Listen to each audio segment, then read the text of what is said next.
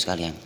Jadi niat itu ada tingkatan paling atas, ada tingkatan pertengahan, ada tingkatan yang terendah.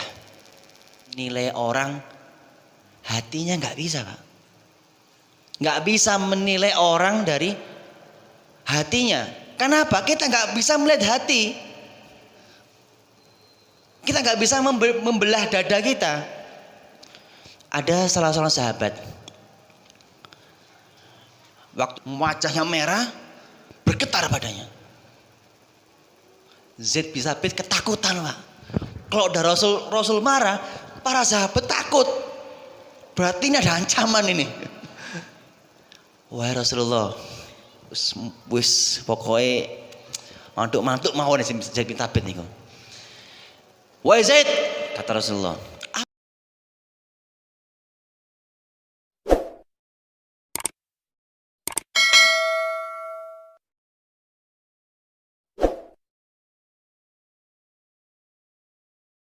wiwiti pambukaan yang atur. Assalamualaikum warahmatullahi wabarakatuh. Alhamdulillah wa syukurillah wa la khawla wa la quwata illa billah. Asyhadu an la ilaha illallah wa asyhadu anna Muhammadar Rasulullah, amma ba'du.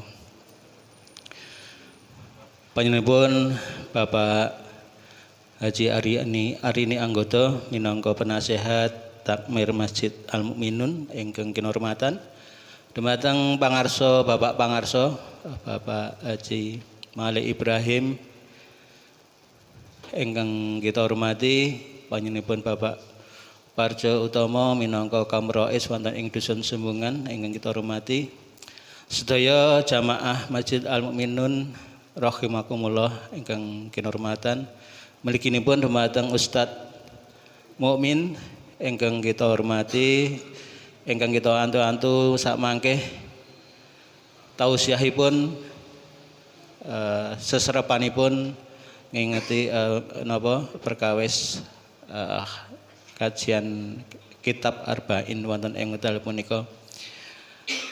Langkung mriyin monggo puji syukur kita aturaken kunjuk dhateng ngarsa dalem Gusti Allah ingkang ngantos wekdal punika kula panjenengan sami tasih keparingan rahmat lan kanikmatan sehingga saged sareng-sareng ngrawuhi kajian rutin menika wonten ing malam Selasa. Mugi-mugi niat bapak-bapak sedaya jamaah sedaya, ibu-ibu. Malam Rebo ya? Oh iya, kleru. Nggih malam Rebo estu kacatet dados amal kesaenan ingkang pikantuk lelintu pahala saking Allah Subhanahu wa taala. Amin. Sholawat salam mugi tansah kaparingaken dhateng junjungan kita Nabi Agung Nabi Muhammad sallallahu alaihi wasallam, dhateng para keluarganipun, para sahabat, dhateng sedaya pandherekaipun. Kangge cekak-ceketen panindak monggo bepanggihan ing wekdal punika kita wiwiti kanthi wawasan basmalah. Bismillahirrahmanirrahim. Dumateng Ustadz Mukmin wedal sepanggihan kula aturaken sak cekapipun semonggo mbok bilih menawi bab ingkang pertama inget perkawis niat dereng rampung nggih dipun lajengaken, mawi sampun rampung nggih pun lajengaken bab berikutnya. Monggo Ustadz Mukmin, monggo katur.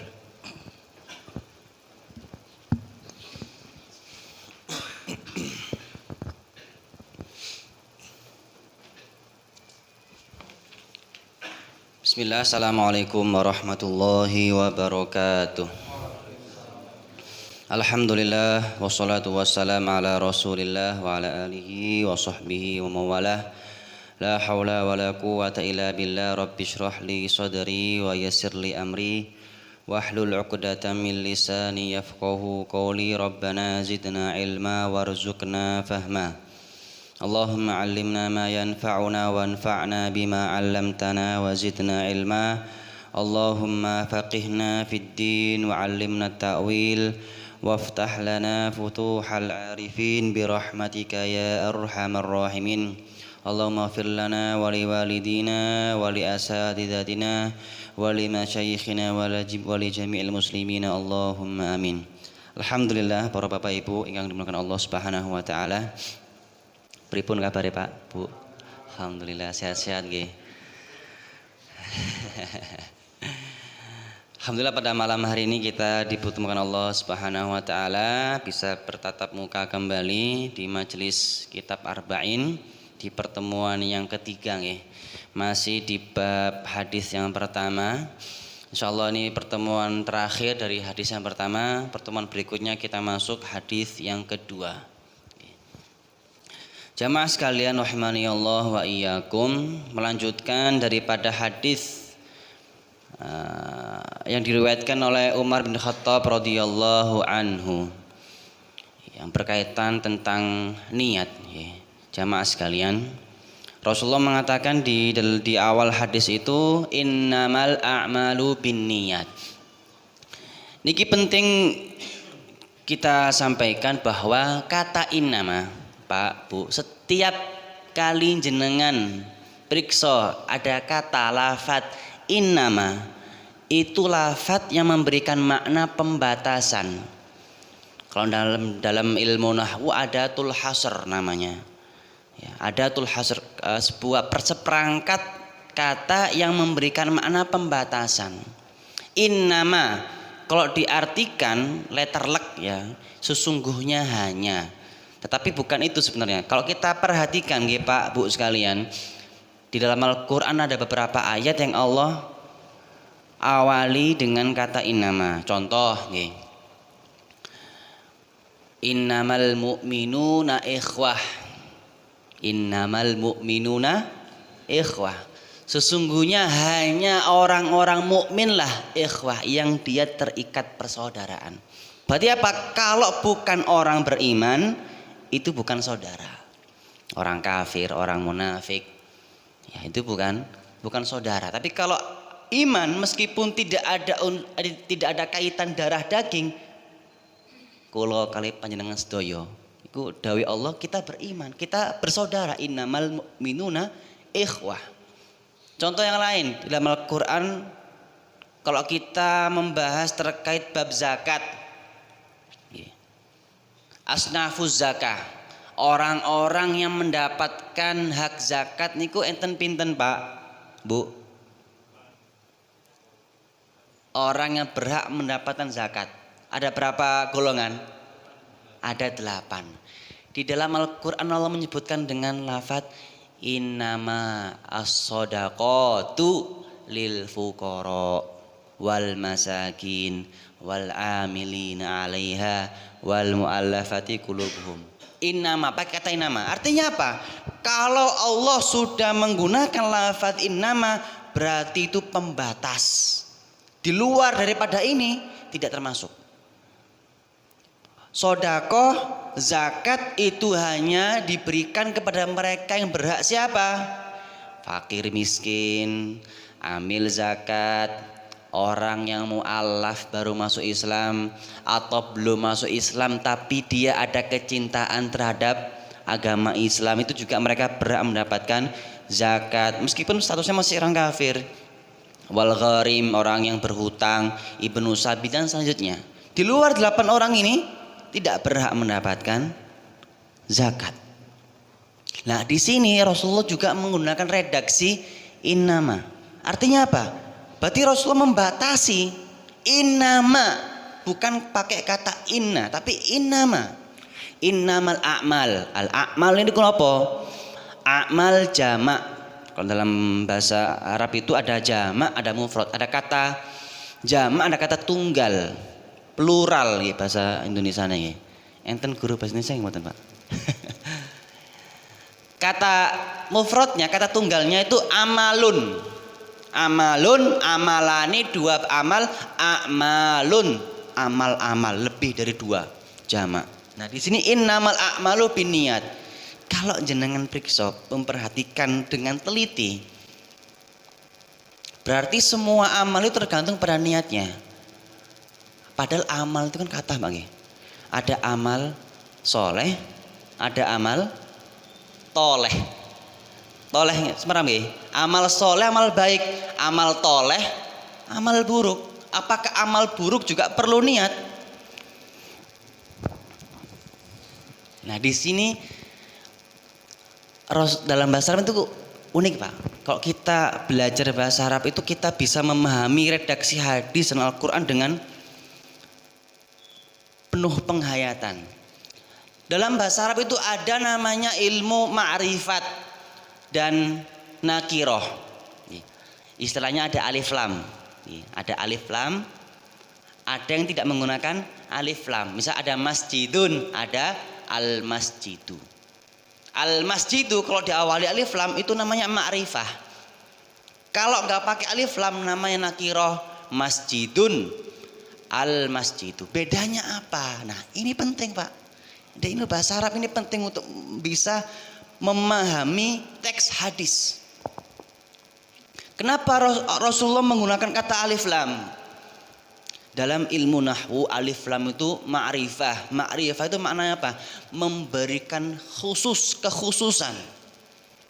Kekhususan. Berarti di sini para ulama menyebutkan innamal a'malu as-solihah. Sesungguhnya amal-amal yang soleh, amal-amal yang soleh yang itu baik dia untuk pelakunya tergantung pada niatnya.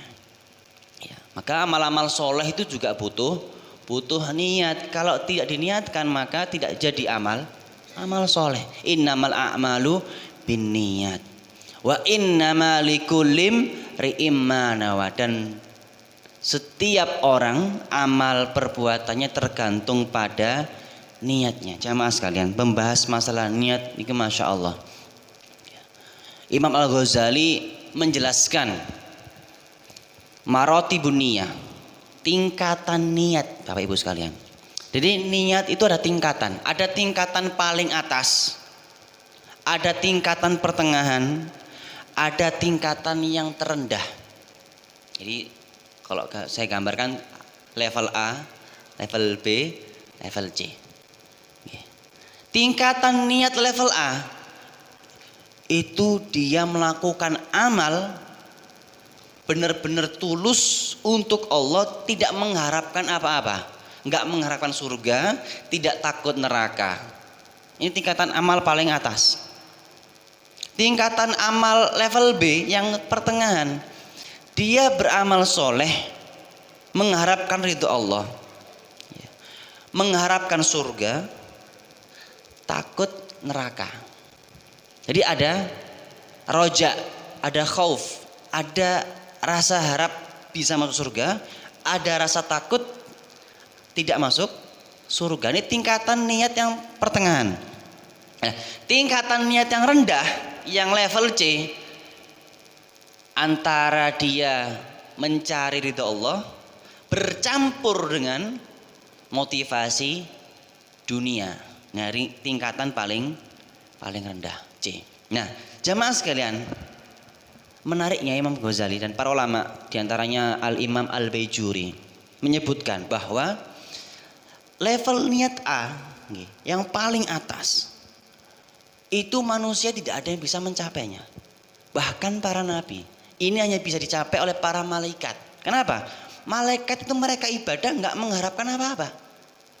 Mereka bertasbih, mereka bersolawat, mereka sholat, nggak mengharapkan apa-apa. Kenapa? Memang hidup mereka untuk ibadah. Hidupnya untuk ibadah. Hewan, ya, tumbuh-tumbuhan yang mereka nggak punya akal, mereka nggak mengharapkan surga, nggak takut neraka. Nah, baru masuk ke level B, tingkatan yang pertengahan. Nah, di sini tingkatan yang dilakukan oleh para anbiya, para nabi, para rasul, dan orang-orang soleh. Apa? Beramal mengharapkan ridho Allah, mengharapkan masuk surga, dan takut neraka. Ini amalnya orang-orang pilihan, para nabi, para rasul, dan orang-orang soleh. Dan semoga kita termasuk orang-orang yang soleh. Amin. Oke. Tingkatan yang terendah, nah tingkatan yang tadi, ya ini yang sering dibahas, yang pembahasannya pelik, panjang, mendalam sekali. Seseorang beramal soleh, tapi ada tercampur motivasi dunia. Nah, ini penting kita sampaikan. Kenapa? Dalam sebuah hadis, suatu ketika ada seseorang datang kepada Rasulullah. Ya Rasulullah, wahai Rasulullah. Ada seseorang, beliau menggambarkan ini, jadi curhat. Wahai Rasul, saya tanya nih, ada orang pergi jihad. Jihad itu amalan paling mulia nggih, Pak. Di dalam syariat jihad itu amalan paling mulia. Ada orang pergi jihad. Kemudian selain dia niat jihad, dia juga kepingin dapat ghanimah. Ghanimah niku harta rampasan nggih. Kalau kita menang, harta rampasan orang-orang kafir kita bisa ambil, kita rampas. Niatnya jihad dan dia niatnya untuk bisa dapat ghanimah. Apakah dia dapat pahala? Kata Rasulullah, la ajrolahu. Tidak dapat pahala. Nah, laki-laki tadi nih Pak, sahabat, ini utusan para sahabat. Jadi para sahabat ini kepengen tahu kira-kira kalau kita jihad terus kepengen dapat ghanimah, itu dapat pahala nggak sih? Arab tekonnya pekiwo, akhirnya siapa yang Arab tekon? Antum berangkat. Ketika habis tanya balik, wah, jari Rasulullah orang untuk pahala, lah ajrolah nggak pahala. Terus kata para sahabat, kayaknya kamu gak orang iso jelaske. Coba balik omane. Balik omane tekono maneh. Kira-kira Rasulullah jawab dapat pahala atau tidak? Balik lagi, Pak. Bu. Balik kedua kali. Ya Rasulullah, saya mau tanya, ada orang pergi jihad. Kemudian dia niatnya untuk Allah, tetapi dia juga ada niat biar dapat ghanimah. Nanti kalau perang menang dapat harta rampasan. Kata Rasulullah, la ajrolahu. Gak dapat pahala. Balik lagi, Pak. Dilaporkan kepada para sahabat, gak dapat. Balik omane. Sampai ping telu, Pak. Sampai 3 kali. Sampai 3 kali balik. Ketiga kali juga sama. Dijawab Rasulullah, la ajrolahu. Orang seperti itu gak dapat pahala. Bapak Ibu sekalian, maka di sini Imam Ghazali menyebutkan, kalau kita urai, yang pertama, orang amal soleh niatnya untuk Allah, tapi kalau kita persentasekan 100% gitu, 25% untuk Allah, 75% untuk dunia. Nah, seperti ini hancur amal soleh yang gak dapat pahala. Yang kedua, dia amal soleh 50% untuk Allah, 50% duniawi. Insya Allah aku ikhlas. Tapi embel-embelan nanti embel-embel. Muka-muka untuk duit. Muka-muka untuk duit, untuk ceperan apa untuk ada imbalan. 50-50. Kata Imam Ghazali, orang seperti ini hancur amalannya, nggak dapat pahala. Kenapa? Niatnya sudah rusak. Yang lebih parah, boten niat lillahi ta'ala 100% untuk duniawi. Lah itu tambah hancur lagi. Sing 50-50 aja itu sudah hancur, apalagi yang tidak ada 1% pun niat untuk Allah. Golongan yang ketiga, golongan yang keempat. Nah, ini yang diperdebatkan. Bagaimana kalau niat untuk Allah 75%? 3/4 kayaknya. 3/4 untuk Allah, tapi 25%-nya nih ada unsur duniawinya. Ada unsur duniawinya. Maka kata para ulama, orang seperti ini dia dapat pahala. Tapi pahalanya berkurang. Tidak seperti dia memang 100% benar-benar untuk Allah Subhanahu wa ta'ala. Maka yang diperbolehkan oleh para ulama, jamaah sekalian, terus gimana? Lah niat benar-benar untuk Allah itu susah, angel. Angel betul. Repot nih. Lah nek ngono amal ora diterima kabeh. Nah, di sini para ulama menyebutkan bahwa ada amal soleh ketika ada unsur duniawi, dia diterima oleh Allah Subhanahu wa taala. Bagaimana gambarannya? Dia pertama melakukan amal soleh, pol-polan niatkan 100% untuk Allah. Ketika selesai melakukan amal soleh, baru ketika itu dia boleh berharap duniawi. Contoh Pak, contoh disebutkan oleh Imam Ghazali, sholat istisqa. Pun nanti sholat istisqa gitu. Pernah nggih? Ada orang sholat istisqa. Sholat istisqa ini ibadah mboten Pak, Bu? Ibadah, iya, ibadah. Kita niat sholat istisqa untuk ibadah kepada Allah. Tapi selesai sholat, apa yang kita lakukan? Minta hujan. Minta hujan ini perkara akhirat atau perkara dunia? Perkara dunia. Nah ini boleh. Sholat kita diterima, duniawi kita dikabulkan. Nah gambaran seperti ini, niat yang dibenarkan, niat yang sahih, niat yang betul ketika kita mengharapkan pahala dan juga kita bisa mengharapkan dunia. Yang nggak boleh itu apa? Kalau ketika ibadah sudah ada tercampur unsur duniawi. Boleh, tapi nggak boleh lebih dari 25% tadi. Itu pun kalau 25% masih ada unsur duniawi, pahalanya berkurang Pak. Yang aslinya dapat pahala 500 pahala, kok enek embel-embel duniawi ini berkurang dari 300 Pak. Aslinya digaji 1 juta berkurang jadi 700. Jadi ini masalah niat. Maka perkara niat di Bapak Ibu sekalian itu pondasi dalam kita beramal. Kalau pondasinya kita benar, maka bangunannya kuat. Kalau kuat, paten. Digoyang angin, digoyang ombak, digoyang gempa, boten roboh. Tapi kalau pondasinya ini lemah, maka keterak angin pun sudah roboh. Maka masalah niat Bapak Ibu sekalian perkara yang penting sekali. Maka di sini disebutkan para ulama, ketika mereka menulis kitab hadis Pak, itu pasti mereka mengawalinya dengan hadis ini. Agar apa? Agar mereka juga bisa menjaga niatnya. Jangan sampai nulis kitab niatnya agar dipuji manusia. Ini juga Imam Nawawi meletakkan hadis niat di pertama agar apa? Motivasi untuk dirinya agar kitab Arba'in ini benar-benar untuk Allah Subhanahu wa taala, bukan untuk popularitas, bukan untuk pamer keilmuan, bukan untuk dipuji manusia.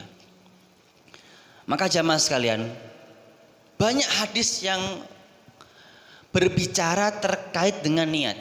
Di antaranya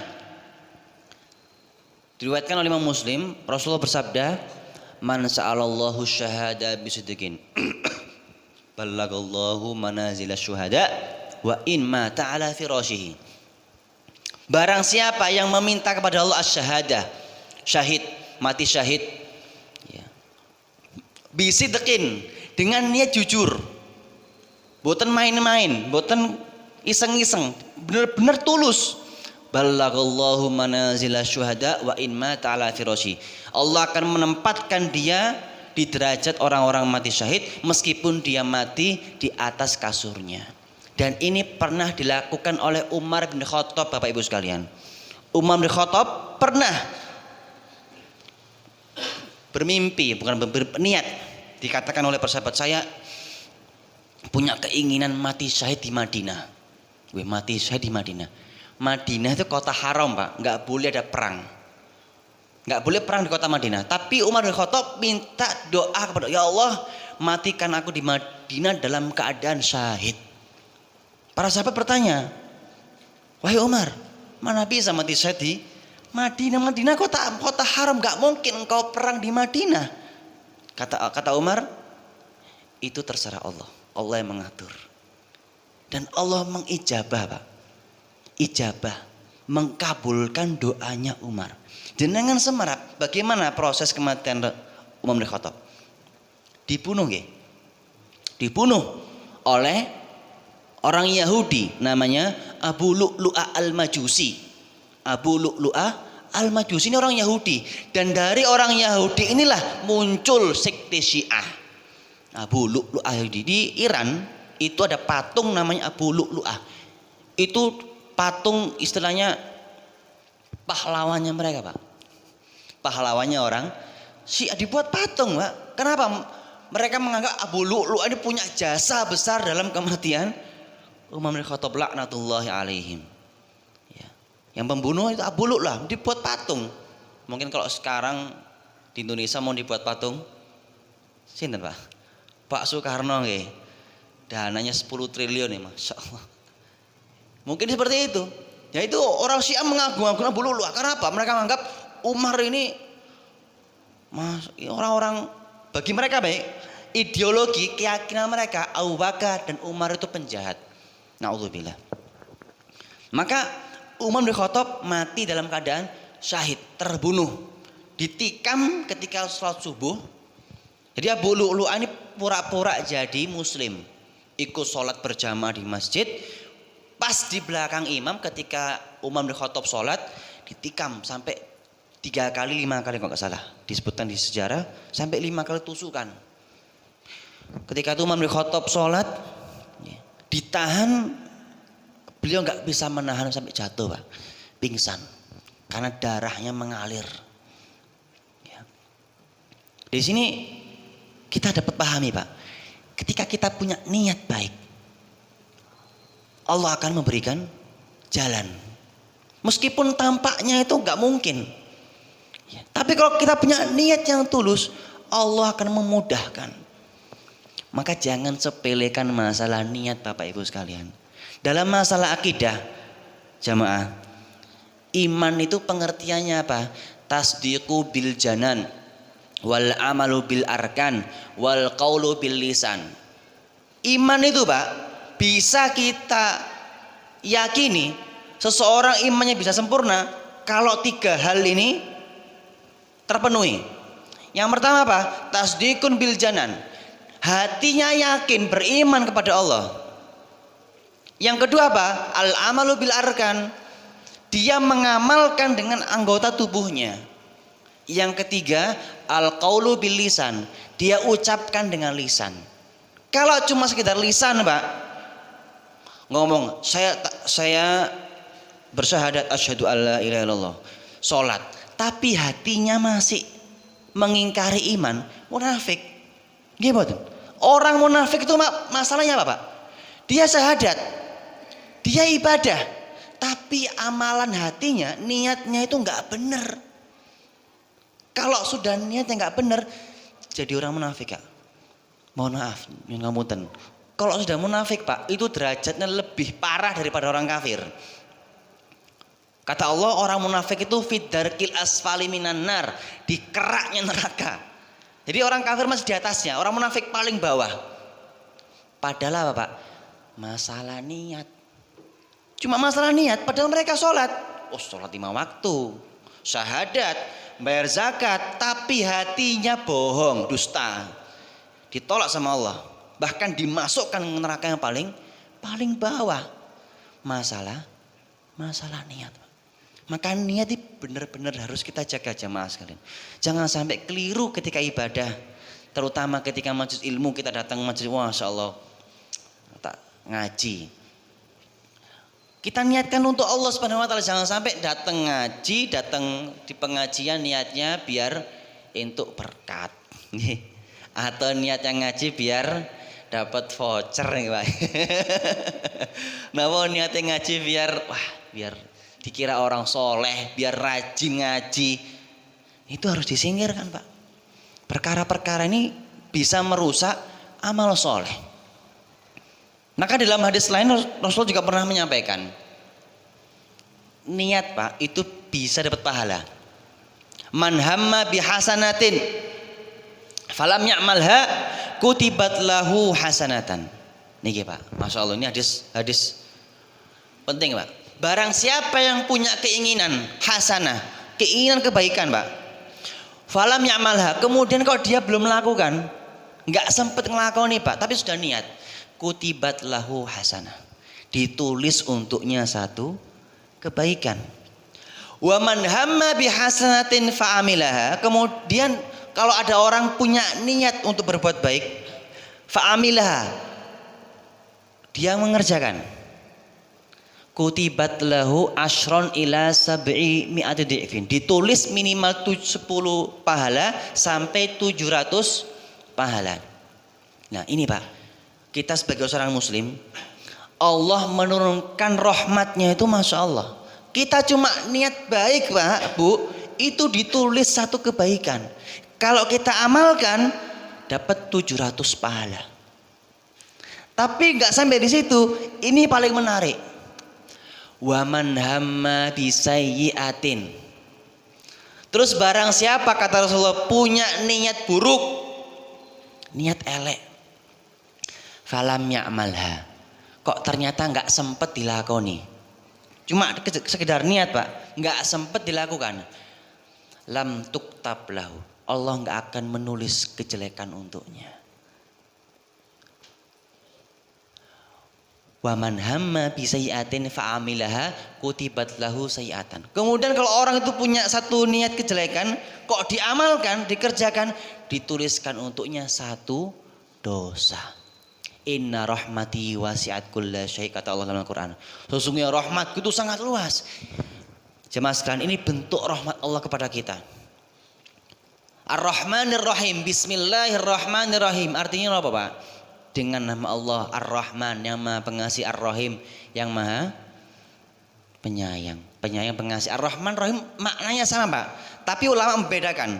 Ar-Rahman itu kasih sayang Allah untuk semua manusia. Mukmin, kafir, munafik dapat rahmat Allah. Ar-Rahim, rahmat Allah khusus kaum mukminin.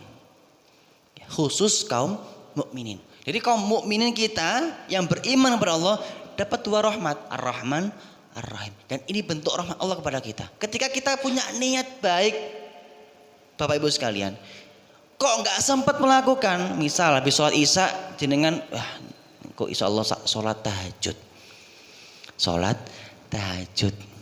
tangi jam itu,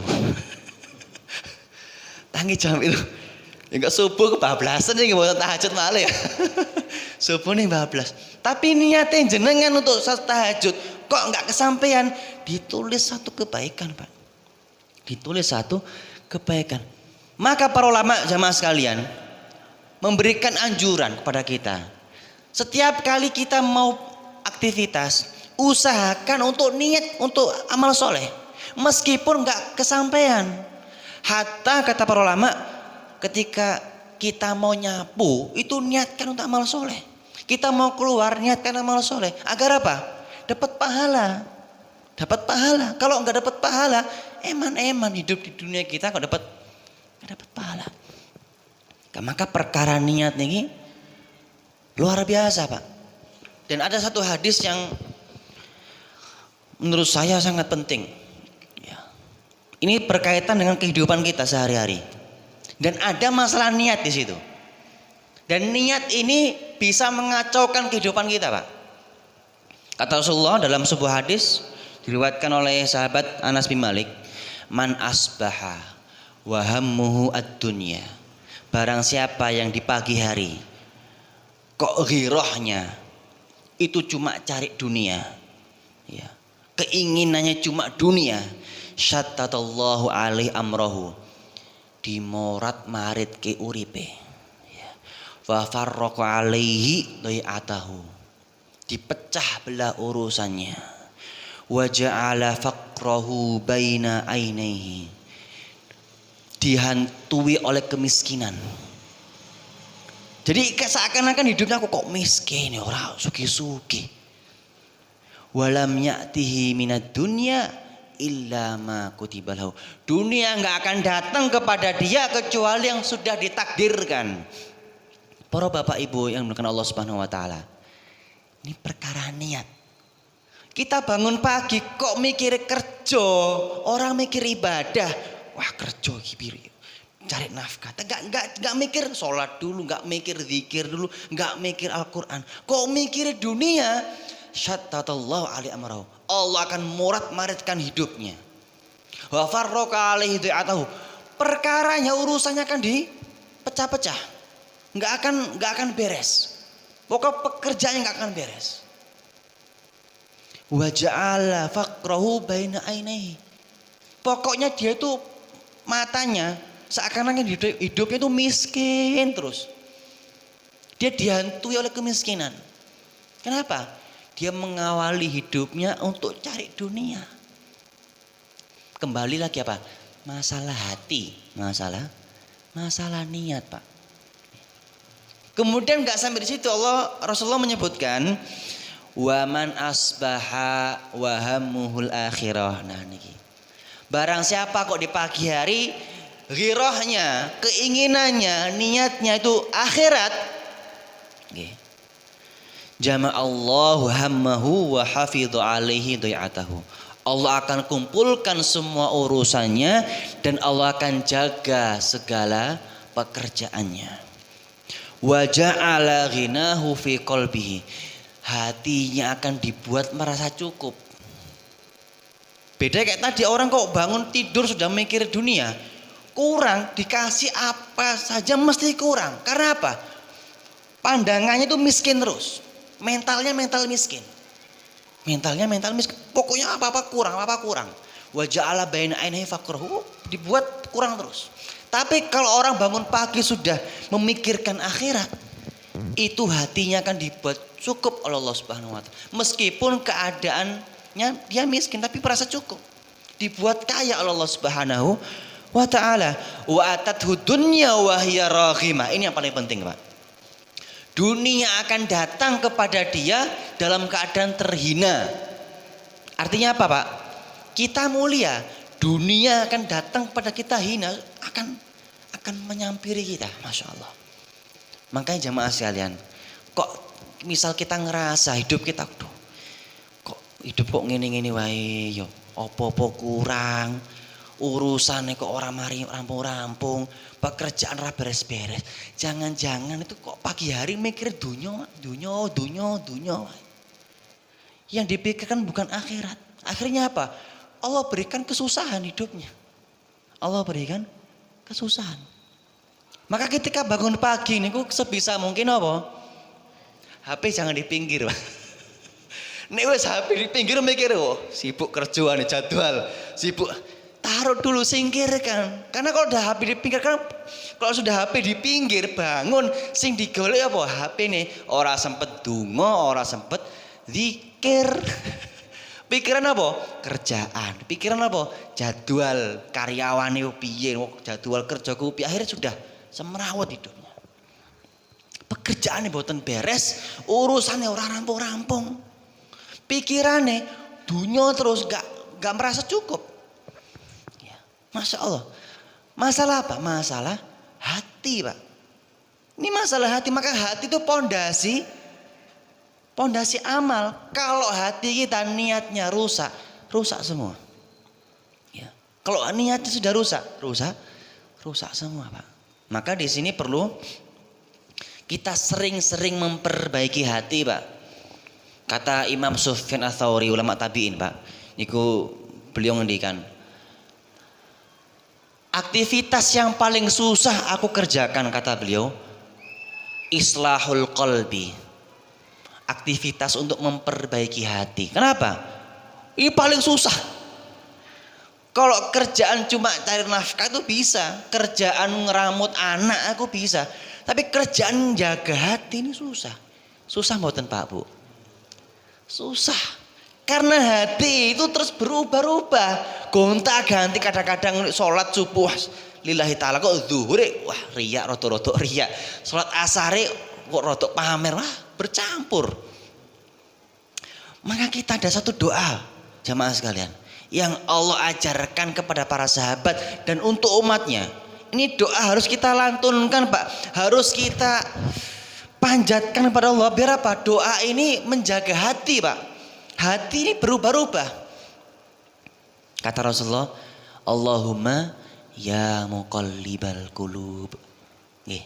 Allahumma ya muqallibal qulub, ya Allah, wahai zat yang membolak-balikkan hati, sabbit qulubana ala dinik, ya Allah, kuatkanlah hatiku untuk bisa teguh di atas agamamu.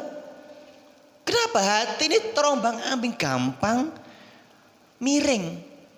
Hati ini gampang miring, Pak. Kalau enggak kita luruskan setiap saat, miring terus nanti hati. Wa ya musarrifal qulub, sarrif qulubana ala ta'at. Ya Allah, yang membolak-balikkan hati, luruskanlah hatiku untuk terus taat kepadamu. Doa, Pak.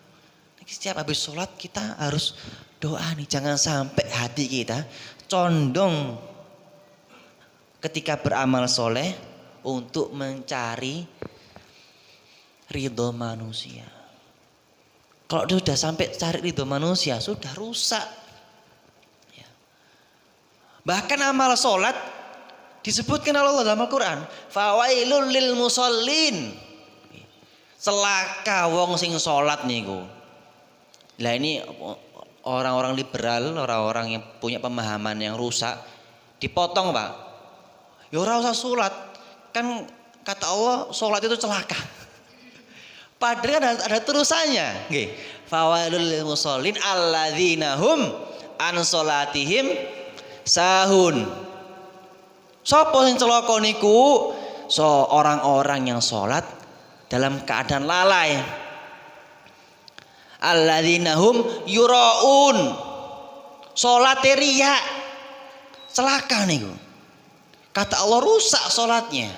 Yuraun, riya, pamer manusia, ingin dipuji manusia, ingin dianggap orang soleh, ingin dianggap orang yang tawadhu, ahli ibadah, orang zuhud. Kembali lagi masalah hati. Sampun adzan nggih. 2 menit lagi insyaallah. Terakhir nggih. Bahkan orang yang ngomong di depannya juga belum tentu hatinya baik, Pak. Yo ngomongnya apik niku mboten boten tentu hati kula niki apik. Maka di sini Bapak Ibu sekalian, kita enggak bisa menilai orang hatinya, enggak bisa, Pak. Nggak bisa menilai orang dari hatinya. Kenapa? Kita nggak bisa melihat hati. Kita nggak bisa membelah dada kita. Ada salah seorang sahabat, waktu perang, Pak. Ya. Kemudian ketika baku hantam, itu ada orang kafir. Ketika sudah mau digorok, dia syahadat, asyhadu alla ilaha illallah wa asyhadu anna Muhammadar Rasulullah. Asyhadu alla. Enggak peduli, Zaid bin Thabit dipenggal kepalanya. Dia udah mengucap syahadat, Pak. Peristiwa ini sampai ke Rasulullah. Marah Rasulullah, marah semarah-marahnya. Kata Zaid, aku enggak pernah melihat Rasulullah semarah itu. Wajahnya merah, bergetar badannya. Zaid bin Thabit ketakutan, Pak. Kalau udah Rasul marah, para sahabat takut. Berarti ini ada ancaman ini. Wahai Rasulullah, wis pokoknya mantuk-mantuk mawon Zaid bin Thabit niku. Wahai Zaid, kata Rasulullah, apa yang telah engkau lakukan? Udah takut, Pak. Zaid bin Thabit pun wedi wis, waduh nek basa Jawane Jogjane apa? Wis kemeker ya, Surabaya ini wah, kuweden tenan. Maaf Rasulullah, tadi ketika perang saya penggal salah seorang kafir. Kenapa engkau penggal kepalanya? Karena dia mengucapkan syahadat sebelum saya penggal. Pikirnya Zaid bin Thabit, wong kuwi ngapusi, syahadatnya ngapusi. Gur ben ora di penggal. Pikir Zaid wis iki orang ngapusi, ora tenanan syahadatmu, penggal kepalanya. Kata Rasulullah apa, Pak? Apakah engkau bisa membelah hatinya sehingga engkau tahu apa dalam isi hatinya? Masya Allah. Dimarahi Zaid bin Thabit. Dimarahi. Maka di sini Pak kita nggak bisa menghukumi orang, oh niku sholat niku goria, oh niku sodako ben dianggap wong, nggak bisa. Maka kata Umar bin Khattab, nahkumu bidzawahir. Kita menghukumi orang itu zahirnya. Adapun isi hatinya serahkan kepada Allah. Serahkan kepada Allah Subhanahu. Kita nggak bisa memvonis orang kuwi ora ikhlas kuwi iki yo. Nggak bisa, Pak. Sekalipun saya ini ngajar, saya ngomong ikhlas, belum tentu hati saya ikhlas. Karena yang tahu isi hati sinten? Saya dan Allah Subhanahu wa taala. Jenengan sami boten semerap isi hati kula. Maka kita nggak bisa menghukumi seseorang kok bisa menilai oh niku boten ikhlas, oh niku riya, oh niku sum'ah. Mungkin cukup semanten, mungkin bisa bermanfaat. Apabila ada salah kata, ucapan ataupun tindakan dari saya mohon maaf sebesar-besarnya. Wallahu a'lam bissawab. Dan kepada Allah kami mohon ampun. Wabillahi taufiq wal hidayah. Assalamualaikum warahmatullahi wabarakatuh. Alhamdulillahirabbil alamin. Pripun Bapak-bapak, Ibu-ibu? Ternyata semakin dalam kita belajar semakin takut nggih. Oke, sudah 4 kali tapi belum ada sesi pertanyaan, nggih. Maka untuk besok saya yakin dari jamaah mesti banyak pertanyaan, wes aku yakin. Maka untuk besok adalah seksi pertanyaan dulu sebelum melanjutkan ke bab berikutnya. Terima kasih pada Ustadz Mumin yang telah menyampaikan materi pada malam hari ini. Mudah-mudahan Ustadz Mumin mendapat pahala dari Allah Subhanahu wa taala dan juga pada kita semua. Amin ya rabbal alamin. Mari kita akhiri kajian pada malam hari ini dengan doa kafaratul majlis. Subhanakallahumma wa bihamdika asyhadu an la ilaha illa anta astaghfiruka wa atubu ilaik. Alhamdulillahirabbil alamin. Akhirul kalam. Wassalamualaikum warahmatullahi wabarakatuh.